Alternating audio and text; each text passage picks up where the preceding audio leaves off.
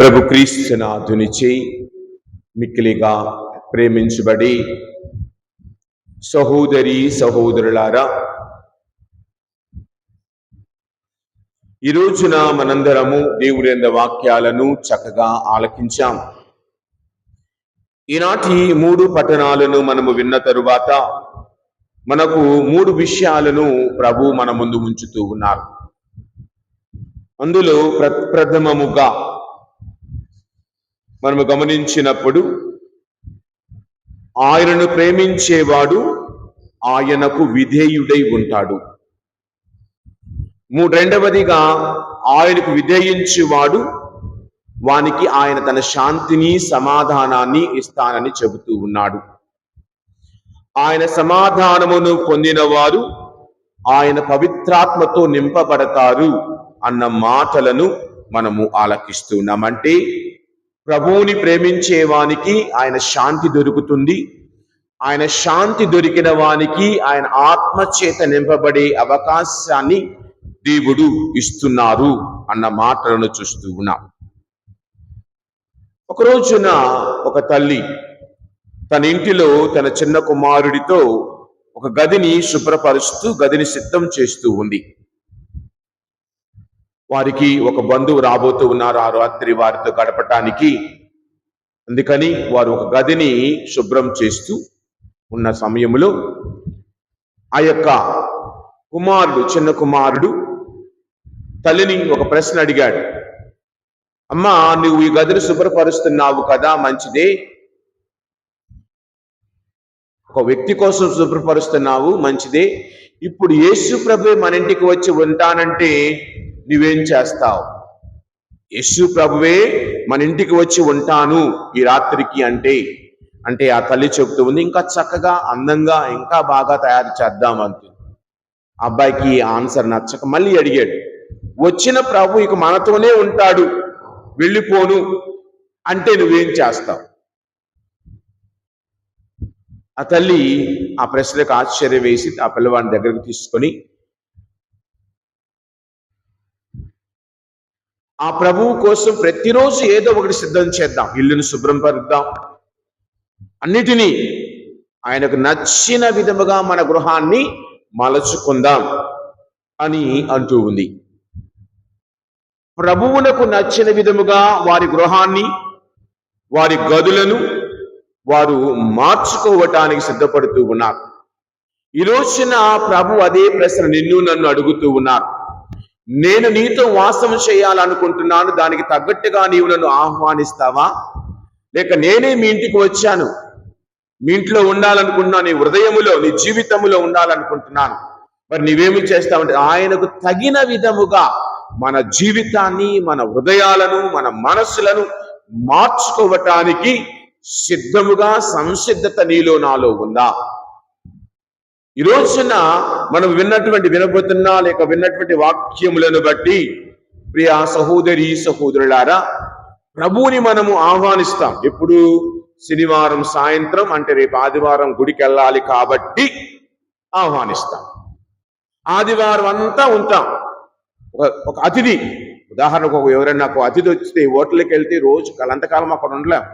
హోటల్కి వెళ్ళామా, పని చూసుకున్నాం. అలాగనే ఆదివారం గుడికి వచ్చామా, పని చూసుకున్నామా, వెళ్ళిపోయామా, మళ్ళీ ఆయన మర్చిపోయామా, సోమవారం నుండి శనివారం వరకు మళ్ళీ మర్చిపోతాం. మళ్ళీ ఆదివారం మాత్రం ఆయన గుర్తొస్తాడు. అలాగ మన జీవితాలు ఉన్నాయా? లేక ప్రతిరోజు, ప్రతి క్షణము, ప్రతి దినము ఆయన నీవు స్మరించుకునే బిడ్డగా, ఆయన కోసం సమయాన్ని ఇచ్చే బిడ్డగా, ఆయన కోసం నీ జీవితంలో కొద్దిపాటైన సమయాన్ని, ఒక రోజుల్లో 24 గంటలు చాలాసార్లు చెప్పాను కదా, 8 గంటలు చేస్తే 8 గంటలు తీసేయాలి. పని కోసం 8 గంటలు, నిద్ర కోసం 8 గంటలు తీసేస్తే ఇంకా 8 గంటలే ఉంటాయి కదా. ఈ 8 గంటలు ఏం చేస్తాను అని ఆలోచిస్తే అందులో ఎక్కడ నిజంగా గుండె మీద చేసుకుని ఎవరైనా చెప్పొచ్చు, నేను చెప్పే మాటలు తప్పైతే. ఏ కోశానా కూడా ఎవరో ఒక్కరు, మహా 1, 2, 3 అయితేనే. ఏ కోశానా బైబిల్ తీయం సోమవారం నుండి శనివారం వరకు. ఏ పుస్తకాలైనా తీస్తాం, కానీ బైబిల్ తప్పక అన్నీ తీస్తాం. బైబిల్ చదవం, వాక్యం చదవం. అదేమంటే మేము క్రైస్తవులం, మాకు అన్నీ కావాలి, ఆయన దీవెన కావాలి, అన్నీ కావాలి, కానీ ఆయనతో గడపడానికి సమయం లేదు, వాక్యం చదవడానికి సమయం లేదు, ఉండటానికి సమయం లేదు. గమనించండి. అంతెందుకు, ఈ సెలవు దినాల్లో అదేంటి మేము అమ్మమ్మ గారింటికి వెళ్ళాం, నాయనమ్మ గారింటికి వెళ్ళాం, బంధువుల ఇంటికి వెళ్ళామన్నాం, కరెక్టే. అక్కడ గుడికి వెళ్ళావా? లేదు. అక్కడ గుడికి వెళ్ళింది కొత్త ఊరు కదా, ఎవరికి తెలియదు మన క్రైస్తవులం అని. అడిగేవాళ్ళు లేడు.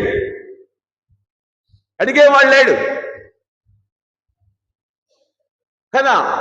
ఇక్కడంటే మీ అమ్మో, మీ నాన్నో, మీ తాత ఇంట్లో ఎవరో ఉంటారు, పా ఆదివారం ఆ గుడి కన్నా ఆ గుడికి పా అని పోరు పెడతారు చెవులు. అప్పుడు కొంతమంది వెళ్దాంలే లేచి వస్తాం. మరి కొంతమంది నీవు ఊరెళ్ళావు, మంచిదే, సెలవులకు వెళ్ళాలి, చక్కగా బంధువులతోటి గడపాలి. వెళ్ళినప్పుడు ఆదివారం, ఇప్పుడు మనం అంటే టౌన్లో ఉన్నాం కాబట్టి మన గుడి కొంచెం దూరంగా. లాస్ట్ ఇయర్ వరకు ఏం చేసాం, ప్రతిరోజు సాయంత్రం పూజ పెట్టుకున్నాం, జపమాలు చెప్పుకున్నాం. ఆ తత్వం పల్లెటూళ్ళలో ఉంది. ప్రతిరోజు సాయంత్రం మరీ తల్లి పుస్తకాలను చదువుతారు, మరీ తల్లికి సంబంధించిన వాక్యాలను చదువుతారు, జపమాలు అన్నీ ఉంటాయి ప్రతిరోజు సాయంత్రం. మరి నువ్వు ఉదయం అంతా పనిచేస్తావు, ఓకే, ఉదయం బిజీగా ఉన్నా, సాయంత్రం ఏం బిజీగా ఉన్నావు? గుడికి వెళ్ళే సమయం ఉందా? రెండు వర్షం చుక్కలు పడితే చాలు మొక్క మొలుస్తాం కాబట్టి ఇంట్లో ఉండిపోతాం. మొక్క మొలుస్తాం. నేను ఉదయం శనివారం రాత్రి అంతా వర్షం పడింది. గుడికి సిస్టర్లు ఇద్దరే, మన సుబ్బారావు గారు ముగ్గురే, అమ్మాయి కల్పన నలుగురు. ఎందుకు? వర్షం పడింది కాబట్టి బండి మీద అయితే తడిసిపోతాం, జ్వరం వచ్చింది, రాము. అంటే నీకు ఏది ఇంపార్టెంట్, ఏది ముఖ్యం అనేది ఈ జీవితంలో ఒకసారి గుర్తుంచుకో. గురు సోమవారం నుండి శనివారం వరకు మనం అందరం బిజీయే. దేవుడే బిజీ 6 రోజులు. 7వ రోజు కదా దేవుడు కూడా విశ్రాంతి తీసుకుంది. మరి 7వ రోజు నీకు విశ్రాంతి ఉన్నప్పుడు దేవుని కోసం గడిపే బిడ్డగా ఉన్నావా? నీవే కాదు, నీ కుటుంబాన్ని కూడా తీసుకుని వచ్చే బిడ్డగా ఉన్నావా? అది కొంతమంది ఆదివారం ఎందుకు వెళ్ళాలా? కొంతమంది ప్రతి ఆదివారం ఎందుకు వెళ్ళాలా? ప్రతి ఆదివారం ఎందుకు వెళ్ళాలంట? మరి రోజు నువ్వు ఎందుకు గాలి పీలుస్తున్నా క్షణానికి? ప్రతిసారి గాలి ఎందుకు పీల్చాలా? పీల్చకుండా ఉండొచ్చు కదా. నీ జీవితం బ్రతకాలంటే గాలి అంత అవసరమో, విశ్వాసములో ఎదగటానికి దేవుని యందు నమ్మకము అంత అవసరం. అది మనకు 6 రోజులు మనం కష్టపడుతూ ఉన్నాం. 7వ రోజున దేవుని దగ్గరకు వచ్చి, గత వారమంతా నన్ను, నా కుటుంబాన్ని, నా బిడ్డలను, నా అందరిని దీవించినందుకు వందనాలయ్యా, ఇదిగో ఈ కొద్ది సమయం నీతో గడుపుతున్నాను అన్న మనస్సులో ఎంతమందికి ఉంది? ఓకే, ఏదైనా పరీక్షలు ఉన్నాయి, అర్థం చేసుకోవచ్చు. ఏదో పరీక్షకు వెళ్ళాలి, అర్థం చేసుకోవచ్చు. ప్రతి ఆదివారం పరీక్ష ఉండదుగా. ప్రతి ఆదివారం పరీక్ష ఉండదుగా. అది ఒక క్లాసులు. ఒక గంట ఆదివారం గుడికి రావటానికి నీ ఆన్లైన్ క్లాసులు వాయిదా వేసుకొని రాలేవా? దానికంటే ముఖ్యం కాదా ఇది? నేను అదేమంటే, మేము ప్రభువుని ప్రేమిస్తున్నామంటే ఆయన పాటించువాడు. ఇదే కదా ఈరోజు మొదటి పట్టణంలో సువార్తలో 23వ వచనం ఏమని చదివాం అమ్మా?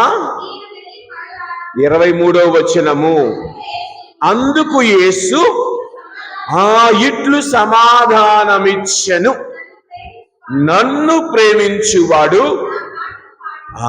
నా మాటలను పాటించును.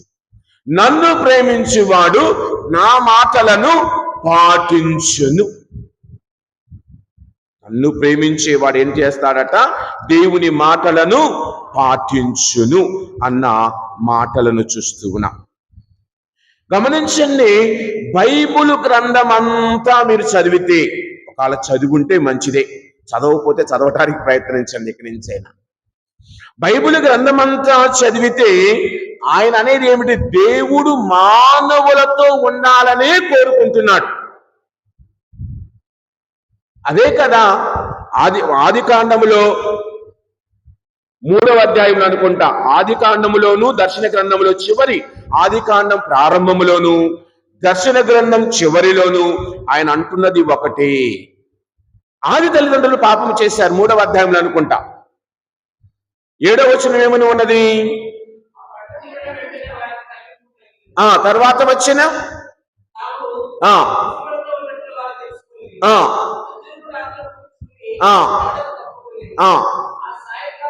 ఆ సాయంకాలము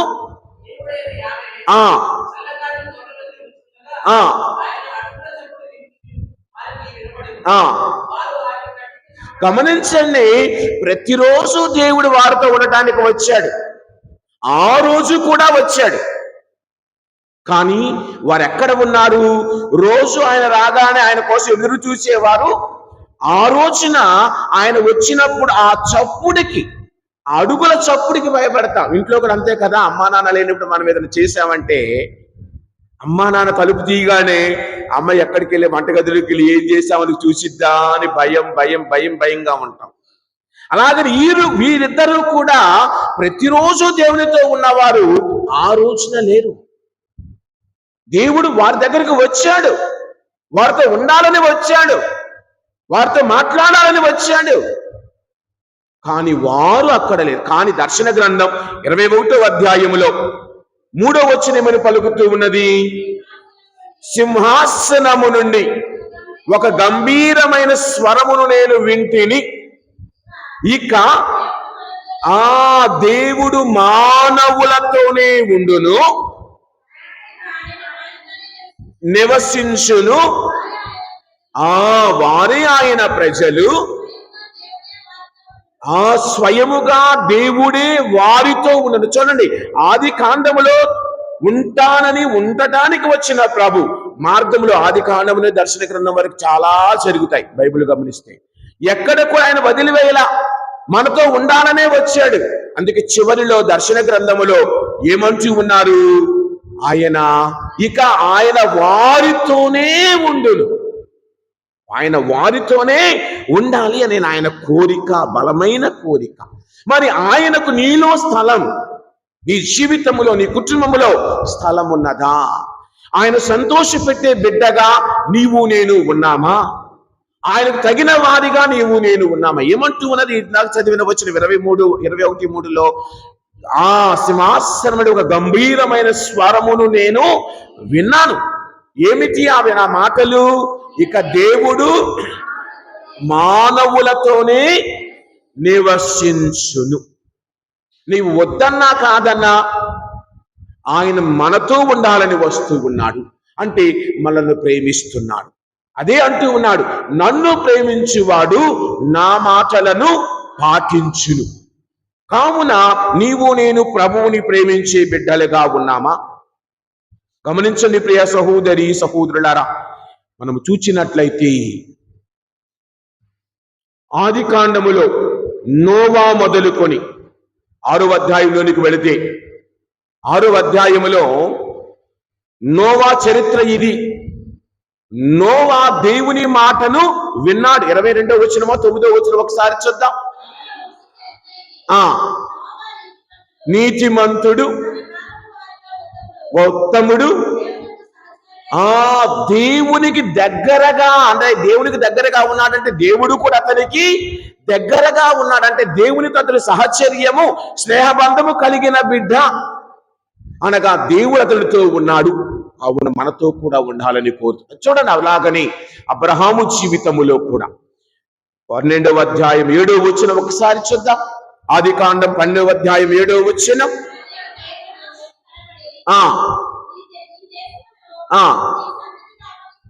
అంటే నేను ఇక్కడ మీతో ఉంటాను, ఈ ప్రదేశాన్ని నీకు ఇస్తూ ఉన్నాను అనగా నేను నీతో ఈ ప్రదేశంలో ఉంటానని ఆయన అక్కడ ఏం చేస్తున్న, దేవునికి ఒక ఒక బలిపీఠమును నిర్మించి బలిని అర్పించిన సంగతులు ఇక్కడ చూస్తూ ఉన్నాం.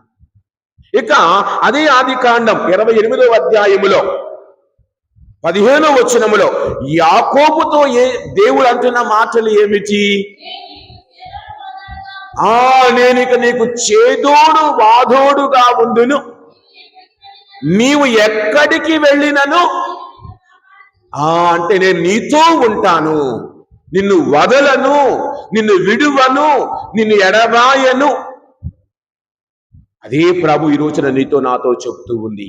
తర్వాత వాక్యమమ్మా, తిరిగి నిన్ను ఈ చోటికి చేర్చెదను.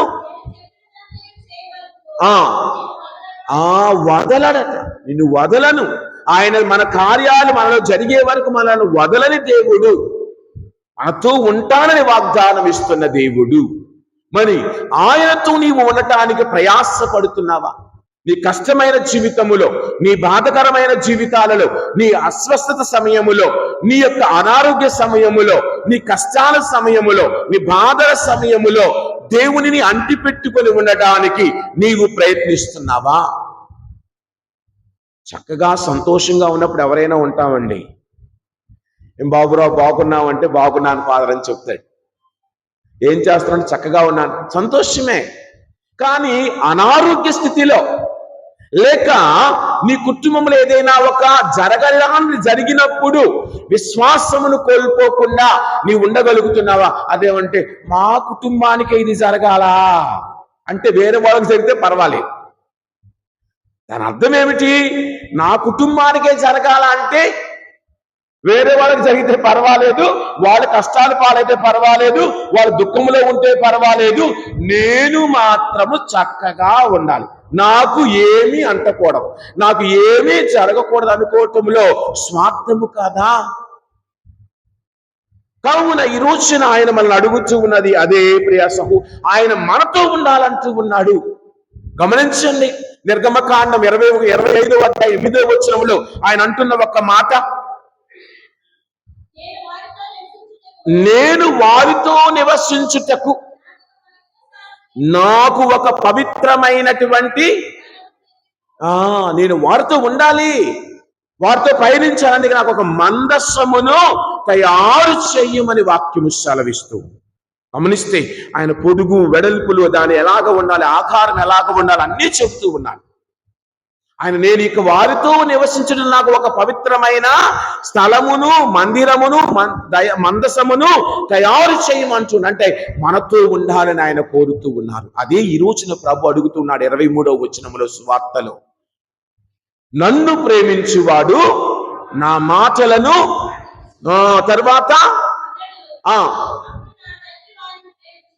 ప్రేమించును, మేము అనగా నేనియు తండ్రును అతనితో నివసిస్తాము, వానితో ఉంటాము అంటూ ఉన్నాను. మరి ఈ రోజున నీవు ప్రభువు కోసం సిద్ధముగా ఉన్నావా? నిర్గమకాండం 13వ అధ్యాయం 21వ వచనములో ఏమంటూ ఉన్నది వాక్యం చదివితే, ఆయన పగలు ఒక మేఘము వలె, రాత్రి ఒక అగ్నిస్తంభము వలె ఇశ్రాయేలీలకు ఆ 40 సంవత్సరాలు తోడుగా ఉన్నాడు. వారి వస్త్రాలకు చిగురు పట్టలి, వారి కాళ్ళకు పాదాలకు బొబ్బలు రాలేదు. మనము ఉదాహరణకి ఇక్కడ నుంచి మూలపాడు పాదయాత్ర పెడతాం కదా, చెప్పులు లేకుండా నడుస్తాం కొంతమంది, మళ్ళీ సాయంత్రానికి బొబ్బలు వస్తాయి. మరి 40 సంవత్సరాలు నడిచిన వాళ్ళకి ఏ బొబ్బలు రాలేదు.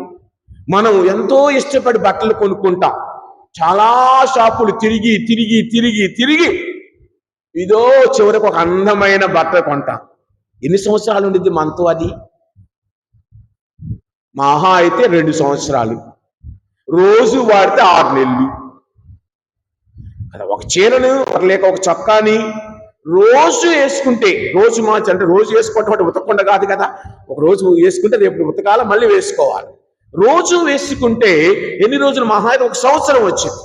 కానీ 40 సంవత్సరాలు వారి బట్టలు చిగురు పట్టకుండా ఉన్నాయి, వాళ్ళ కాళ్ళకు పాదాలకు బొబ్బలు రాకుండా ఉన్నాయంటే అది వాళ్ళ సొంత బలమా? కాదు కదా.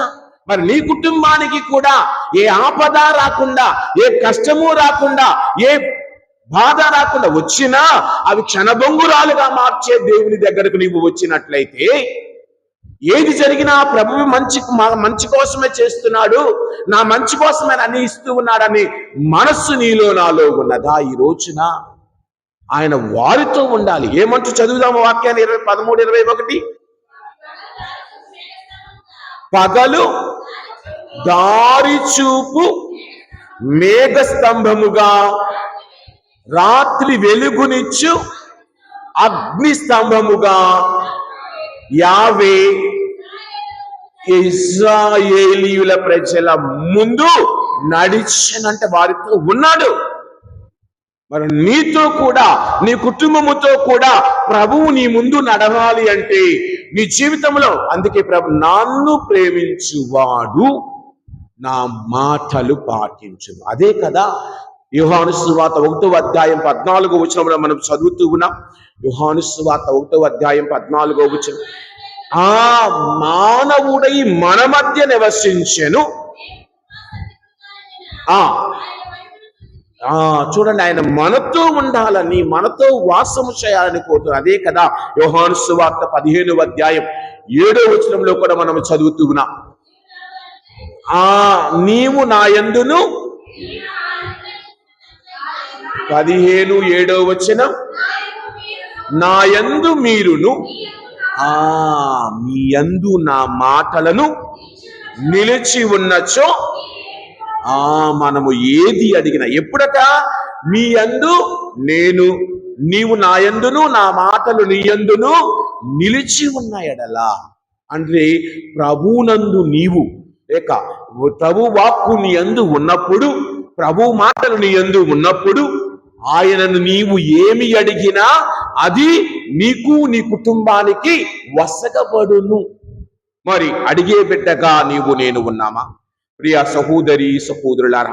అందుకే మనకు అనుమానం రావచ్చు చాలా మందికి, ఆయన అడిగినవన్నీ ఇస్తారా? అడిగినవన్నీ ఇస్తారా అంటే అడిగే విధానాన్ని బట్టి ఉంటుంది. కావున సంఖ్యాకాండం 11వ అధ్యాయం 23వ వచనములో, సంఖ్యాకాండం 11వ అధ్యాయం 23వ వచనం ఒకసారి చూద్దాం. ప్రభువు మోషేతో, అమ్మా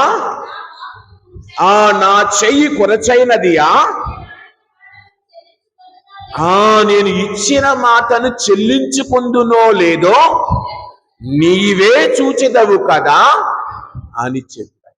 అంటే ఆయన శక్తికి కొదువలేదు, అలాగని ఆయన ఆడిన మాటను చెల్లించుకుంటాడు. అదే కదా హెబ్రీయులకు రాసిన లేఖ 10వ అధ్యాయం 23వ వచనములో, దేవుని వాగ్దానములను నిలబెట్టుకునేవాడు కానీ దాన్ని వదిలివేసేవాడు కాదు. 10వ అధ్యాయం 23వ వచనం హెబ్రీయులకు రాయబడిన లేఖ, దేవుడు తన వాగ్దానములను నిలుపుకును. 2వ పేతురుకు రాసిన లేఖ, 2వ పేతురు రాసిన 2వ లేఖ 3వ అధ్యాయం 9వ వచనములో ఒక చక్కని వాక్యాన్ని చూస్తూ ఉన్నాం. కొందరు భావించినట్లు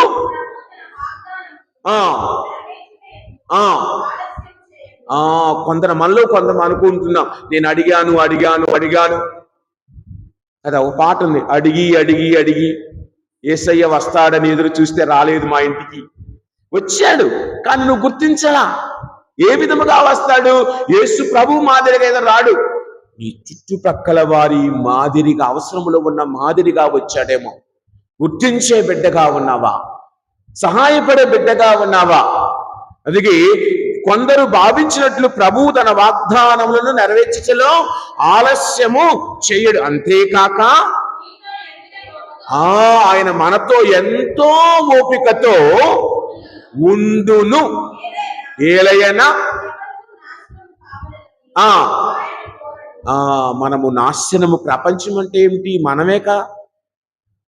ప్రపంచం అంటే ఇల్లు వస్తువులో కాదు, ప్రపంచం అంటే మనమే. ఇప్పుడు మనం లేకుండా ఈ బిల్డింగులు ఇవన్నీ ఉన్న ఉపయోగం ఏమన్నా ఉందా? ప్రపంచము అంటే మనమే. మనము నాశనము కాబట్టి అతనికి ఇష్టము కాదు. ఎందుకు? మనతో ఉండాలని ఆయన కోరిక, మనతో జీవించాలని. మరి ఈ రోజున నీవు నేను విన్న మాటలను బట్టి మనలో కొంతమంది భావిస్తాం, నేను ఎన్నోసార్లు అడిగిన విధము ఎలాగా ఉంది. ఇది ఒకసారి చాలాసార్లు మనం ఒక చిన్న కథను చెప్పుకున్నాం. ఒక పెద్ద ముసలమ్మ గారు కొండ అవతల ఉండేది. రోజు ప్రార్థించి చేతులు ఎత్తిని కొనుక్కునే ముందు, అయ్యా ఈ కొండను తొలగించని. కొండ అలాగనే ఉంటుందంట. ఆవిడ అనుకునేదట, నేను అనుకున్నాను ముందే. మన ప్రార్థన కూడా అంతే. మన ప్రార్థన అడక్క ముందు అనుకుంటాం, ఏమెత్తాళ్ళే ఆయనని. అలాగడితే ప్రార్థన కాదు. విశ్వాసముతో, నమ్మకముతో యాకోబు ఏ విధముగానైతే ఆ యొక్క దేవదూతను ఒడిసి పట్టుకొని ప్రార్థి అడిగాడు, నన్ను దీవించే వరకు నేను వదలనని, ప్రార్థనలో కూడా ప్రభుని అలాగ అడిగినప్పుడు, విశ్వాసముతో నమ్మకముతో అడిగినప్పుడు నీ కుటుంబము దీవించబడుతుంది. అపనమ్మకము లేకుండా, అవిశ్వాసము లేకుండా, రెండవ ఆలోచన లేకుండా నేను అడిగినది ప్రతిదీ నాకు ఇస్తారు. అదే కదా 1 యోహాను లేఖ 2వ అధ్యాయం 5వ వచనం ఒకసారి చూద్దాం.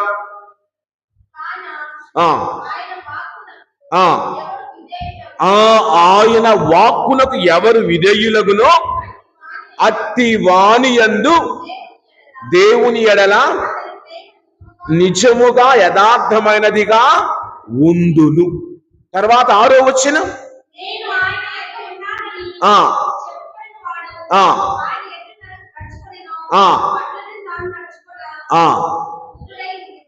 చూడండి 6వ వచనం పలుకుతూ ఉంది ఏమని?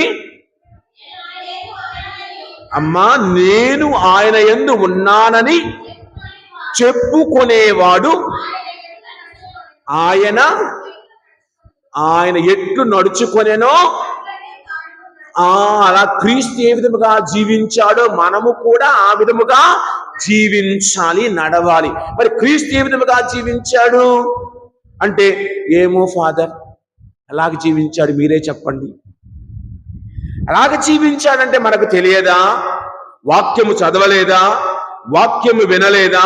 ఆయన జీవించిన విధం, ఆయన నడిచిన విధం, తండ్రికి విధేయించినట్లుగా, తండ్రి దగ్గర ఉన్నట్లుగా, తండ్రి మాటకు శిరసా వహించి నడిచినట్లుగా నీవు నడవగలగాలి. వాక్కుకు తల వంచి, వాక్కులోని అర్థాన్ని తెలుసుకొని, క్రీస్తు వలే అంటే క్రీస్తులాగా ప్రేమించే మనసు, క్రీస్తులాగా క్షమించే మనసు, క్రీస్తులాగా ఇతరులకు ఆదుకునే మనసు, క్రీస్తులాగా ఇతరుల కోసం నిలబడే మనస్సు నీకు నాకు ఉండాలి. క్రీస్తు వలే జీవించటం అంటే ఆయన వలే జీవించాలి, ఆయన మాదిరిగా ఉండాలి, ఆయనలోని గుణాలను మనం అలవర్చుకోవాలి. అదే ఈ రోజున వాక్యాలు మనకిస్తూ ఉన్నాయి. అలాగ నడిచేవాడు ఇక వారికి ఎలాంటి అవసరాలు ఉండవు. అదే ఈనాటి 2వ పట్టణములో 22వ వచనములో మనము చదువుతూ ఉన్నాం. అక్కడ ఎలాంటి మందిరాలు, దేవాలయాలు కనబడలేదు.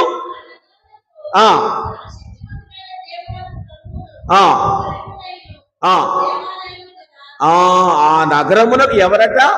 సర్వశక్తివంతుడైన దేవుడకు ప్రభువును గొర్రెపిల్ల దేవాలయము కదా. అంటే మనలో ఆయన ఉన్నాడు. కారణం మనము ఆయన స్వహస్తాలతో తయారు చేయబడ్డాం. మన యందు ఆయన ఉన్నాడు కావున మనమే ఆయన ఆలయాలను పౌలు గారు ఎప్పుడో చెప్పారు కదా. నీవు నీ పవిత్రాత్మకు నిలయమని నీకు తెలియదా? ఈ దేహముని ఎవరు ధ్వంసం చేస్తాడు, దేవుడు వారిని ధ్వంసం చేస్తారని నీకు తెలియదా అని పౌలు గారు ఎప్పుడో చెప్పాడు. అంటే మనము ఆయన ఆలయాలుగా మారాలి అని ఆయన కోరుతున్నారు. అందుకే యోహాను మొదటి లేఖలో 4వ అధ్యాయం 13వ వచనములో మనము చదివినట్లయితే, మొదటి యోహాను లేఖ 4వ అధ్యాయం 13వ వచనం, ఆయన తన ఆత్మను మనకు వసగుట వలన మనము దేవుని యందును దేవుడు మన యందును ఉండుట మనకు రూఢి అగుచున్నది. రూఢి అంటే ఖచ్చితముగా అది ఉంది, జరుగుతుంది. ఎందుకు? ఆయన మనలో ఉంచిన ఆత్మ మనలను ఆయన దగ్గరగా చేరుస్తుంది.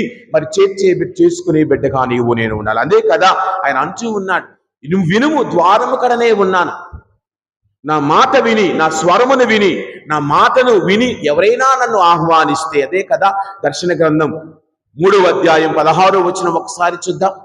దర్శన గ్రంథం 3వ అధ్యాయం 16వ వచనం. లేవు ఉన్నావు. 20వ వచనం,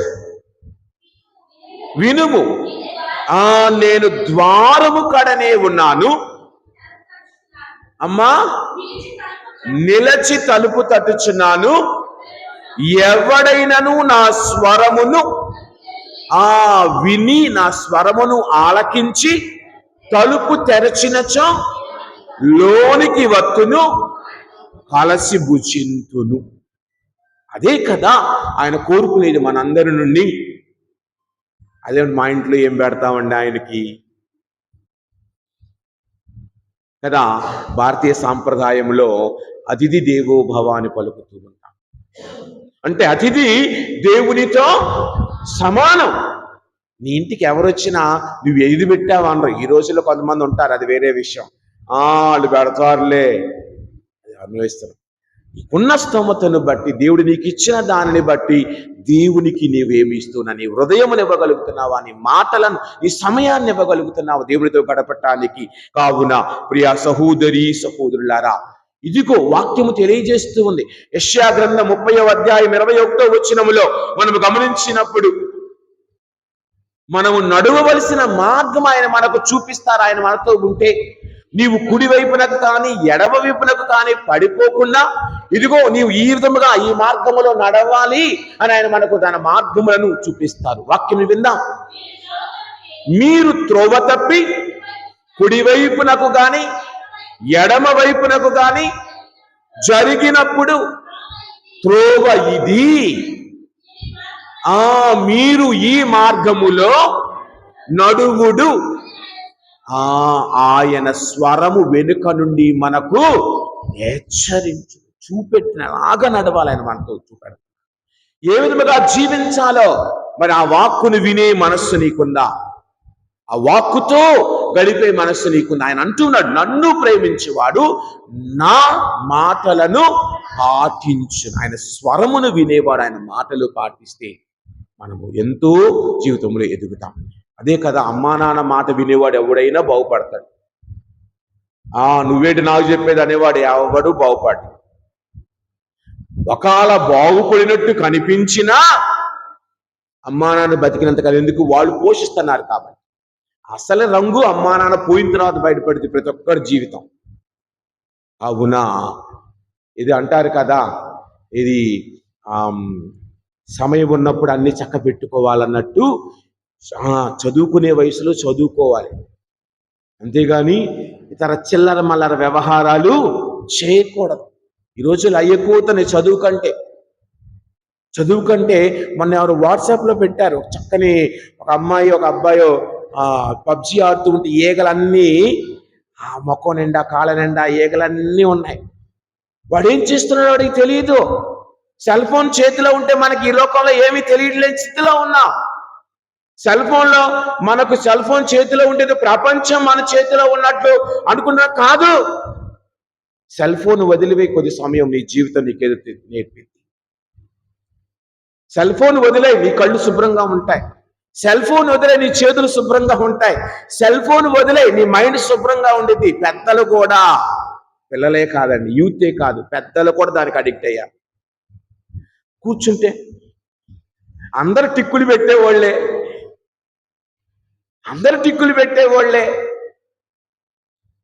ఈ రోజుల్లో టిక్కులు పెట్టిన వాళ్ళు ఎవరో? అందరు టిక్కులు పెట్టేవాళ్లే. చిక్కు అంటారు, ఏదో అన్ని రైట్ మార్కులు వేస్తున్నట్టు, పిల్లగాడి పరీక్ష పేపర్ దిద్దినట్టుగా సెల్ ఫోన్ చూస్తున్నాం ఈ రోజుల్లో. గమనించండి, ఒక్క 5 నిమిషాలు సెల్ ఫోన్ లేకుండా ఉండగలవా? ఉండొచ్చు. ఒక్కరోజు ఒక 5 నిమిషాలు కాదు, ఎన్ని రోజులైనా ఉండొచ్చు. అవసరానికి వాడుకోవడాన్ని పక్కన ఉంచాలి.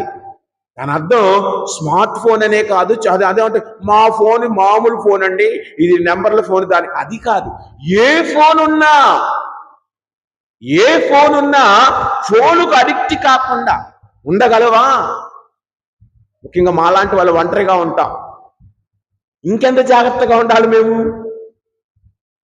మీరంటే కుటుంబంలో ఉంటారు కాబట్టి ఏదో పని చేసుకుంటూ ఉంటారు, పక్కన పెడతారు, దీస్రా ఇది దీస్రా అని చెప్తారు, అది వేరే విషయం. ఒంటరిగా ఉన్నప్పుడు నీ ఆలోచన, ఒంటరిగా ఉన్నప్పుడు నీ జీవితం, అది ముఖ్యము కదా. మాలాంటి వాళ్ళు ఇంకెంత గొప్పగా, ఇంకెంత చక్కగా మా జీవితాలను చక్కపరుచుకోవాలి. ఇక్కడ నిలబడి నేను చెబుతున్నప్పుడు అక్కడ నేను చేసే దొమ్మరి పనులు చేసి ఇక్కడికి వచ్చి మాట్లాడటం అర్థమేముంది? నేను ఎక్కడ ఉన్నా నేను ఆయన కోసం నా జీవితాన్ని ఇచ్చాను. ఆయన నన్ను అభిషేకించిన వ్యక్తిగా నా జీవితం, నా ఆలోచన, నా మనస్సు, నా శరీరం శుభ్రంగా ఉండాలి అని నేను అనుకున్నప్పుడు ఆయన నాతో వాసం చేస్తాడు. ఈ రోజున ప్రభువు నీతో వాసము చేయాలంటే నీవు ప్రభువు కోసం నిలబడే బిడ్డగా ఉన్నావా? ప్రభు కోసం ఉండే బిడ్డగా ఉన్నావా? ప్రియా సహోదరి సహోదరులారా, కావున మరి ఒక్కసారి మనందరం కొన్ని మాటలను, కొన్ని వాక్యాలను చూద్దాం ముగించే ముందుగా. మొదటి రాజుల గ్రంథం 8వ అధ్యాయం 46వ వచనం ఒకసారి చూద్దాం. 8వ అధ్యాయం 46వ వచనం, నరులలో పాపము చేయని వాడు ఎవ్వరూ లేరు. మనం అనుకోవచ్చు, నేను మంచోని. వాక్యం సెలవిస్తూ ఉంది. సొలొమోను మహారాజు అంటున్నాడు ఈ మాటలు, నరులలో పాపము చెయ్యని వాడు ఎవడును లేడు కనుక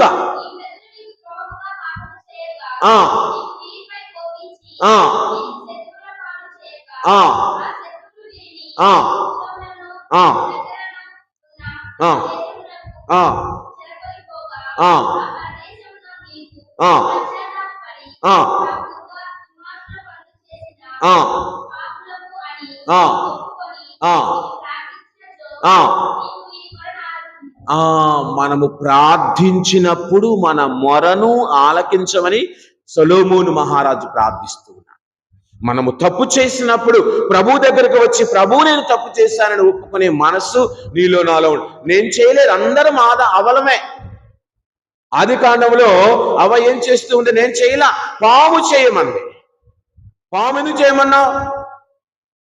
గమనించండి, ఇక్కడ మనము వారి ఇరువురు, ఆదాము అవ్వలు ఇరువురు ఏమని చెప్పింది? ఆ యొక్క 5వ వచనం చదివితే 3వ అధ్యాయం 5వ వచనంలో ఆది కాండంలో ఏమని ఉన్నది?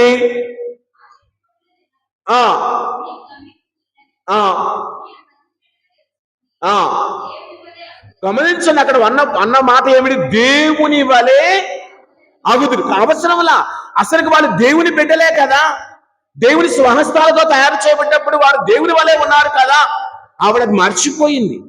మనం కూడా అది చూసి ఇది చూసి, లోకంలో ఉన్న వస్తువులు చూసి మర్చిపోయి ఈ అమ్మ వలె జీవిస్తూ ఉన్నాం.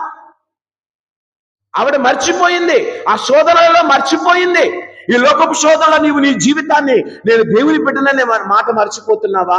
నేను దేవుని స్వహస్తాలతో తయారు చేయబడితే ఇక దేవుడి బిడ్డలమే కదా, దేవుని రూపం. అదేమంటే ఉదాహరణకు ఎలాగంటే, మన అమ్మా నాన్న రూపంలో మనం ఉన్నామంటే మన వాళ్ళ బిడ్డలమే కదా. అలాగనే ఆదాము ఏమమ్మలు ఇరువురు కూడా దేవుని, ఆయన ఏమన్నాడు? మానవుడు ఇప్పుడు మమ్ము పోలి మావలే ఉండాలన్నాడు. అంటే ఇక్కడ సైతాన్ ఏమంటూ ఉండదు, మీరు ఈ పండు తింటే ఏమవుతారట? దేవుని వలె. ఆల్రెడీ వాళ్ళు దేవుని వలె ఉన్నారు. ఆ విషయాన్ని వాళ్ళు మర్చిపోయారు.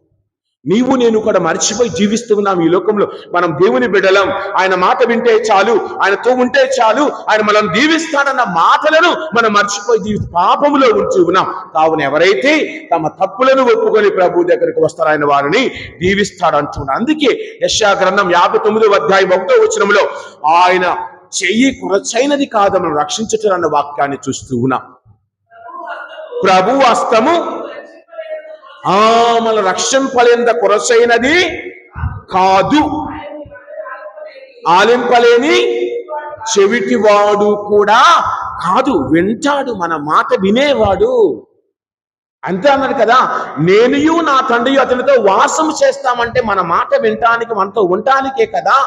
కావున ఈరోజు నీవు నేను విన్న అప్పుడు ఆయన మనతో ఉంటే ఏమవుతుంది? మనకు శాంతి సమాధానాలు వస్తాయి. మనతో ఉంటే మన కుటుంబానికి దీవెనలు అబ్బుతాయి. మనతో ఉంటే మన కుటుంబానికి ఆయన ఆశీర్వాదాలు వస్తాయి. తర్వాత సువార్తలు మనం చదువుకుంటూ వెళితే ఆయన అంటూ ఉన్నాడు ఏమిటి? శాంతిని మీకు ఇచ్చుచున్నాను, లోకము వలె కాకుండా నేను ఇచ్చే శాంతి ఎలాంటిది ఆయన చెబుతూ ఉన్నారు. గమనిస్తే ఈనాటి సువార్తలో మనము ఆ 27వ వచనములో, శాంతిని మీకు అనుగ్రహించుచున్నాను, నా శాంతిని మీకు ఇచ్చుచున్నాను, లోకము వలె కాక లోకము వలె ఇచ్చుటలేదు.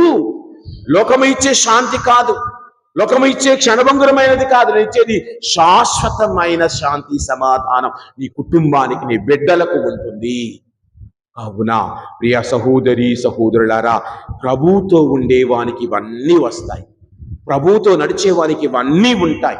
ఈ రోజున ప్రభు అడుగుతున్నది అది, నన్ను ప్రేమించువాడు నా మాటలను పాటించును వారితో నేను నా తండ్రి వాసము చేస్తాము. ఇది ప్రభు మనకు నేర్పుతూ ఉంది.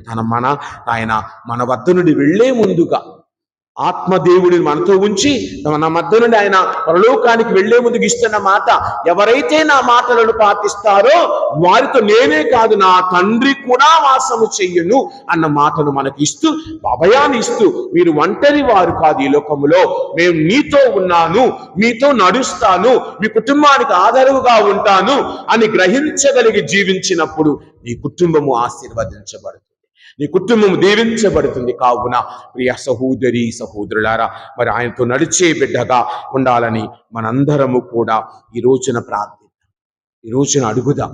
అదే కదా 2వ సమూయేలు గ్రంథం 6వ అధ్యాయం 2వ వచనం ఒకసారి గమనిస్తే, 2వ సమూయేలు గ్రంథం 6వ అధ్యాయం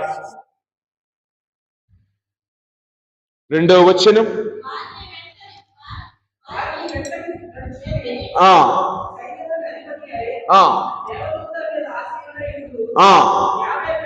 యావే పేర